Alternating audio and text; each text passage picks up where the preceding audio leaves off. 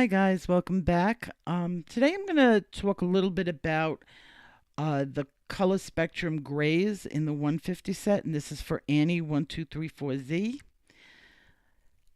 Okay, so this is not the first time I've been asked this question, and I hope that um, it helps for everyone. When you look at the 150 set, you're going to see 10% through 90%, and it's going to say warm or cool.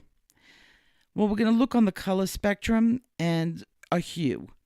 A hue is just a color. It could be blue, red, yellow. It's any color. And what you want to do is think about tint, tone, and shade.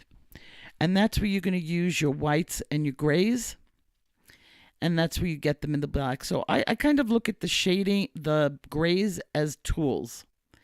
They're always going to help me bring a color up, and the whites are going to help me bring a color down, or it might be the opposite. Either way, it doesn't matter. It's going to lighten or darken. I try to stay away from the black as long as possible on a picture. And I do highly recommend that everybody does. The darkest I will go on a picture is usually the indigo blue, which makes a fantastic shadow color for almost any picture. It's probably my go-to before I even go to the grades to shadow. It just gives a very natural appearing color.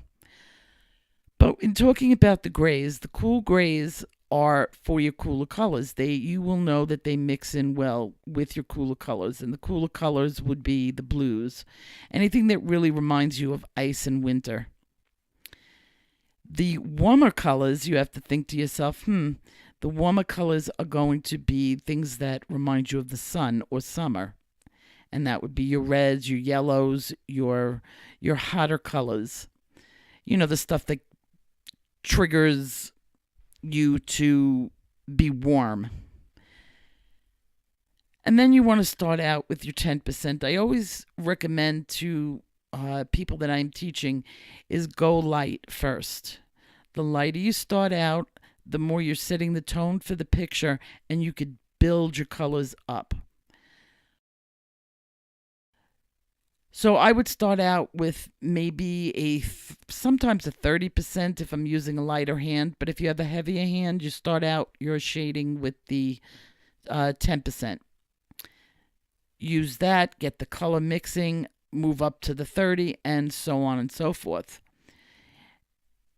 And that would be with your cooler colors or your warmer colors. Your warmer colors, you're going to use your warm grays. Your cooler colors, you will use your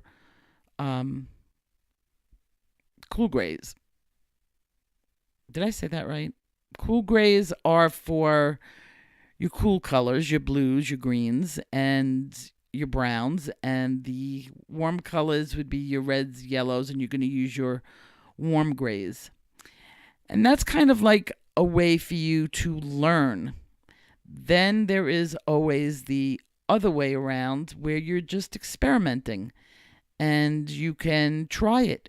The color there might be a color that's across the page and so forth that picks up that cool or warm. So it's not a steadfast rule, but if you're beginning and you're confused about it, use that rule. You can't go wrong. The only other time that I pick up a black pencil, now I do use black when I'm pretty sure, and I'm experienced when I'm pretty sure I want to go that dark. But you're going to use your black in pupils. But I'm going to give you a little tip on doing pupils. In nature, any living being that has pupils that are unequal has a brain injury.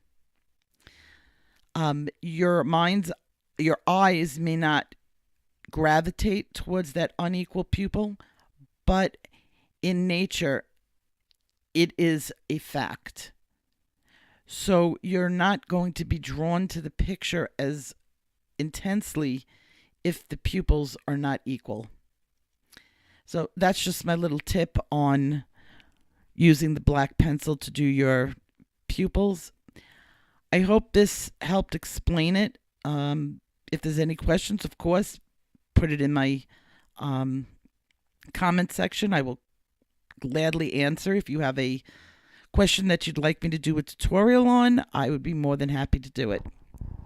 I will see you in my next tutorial, and I hope you guys have a great week. Bye-bye.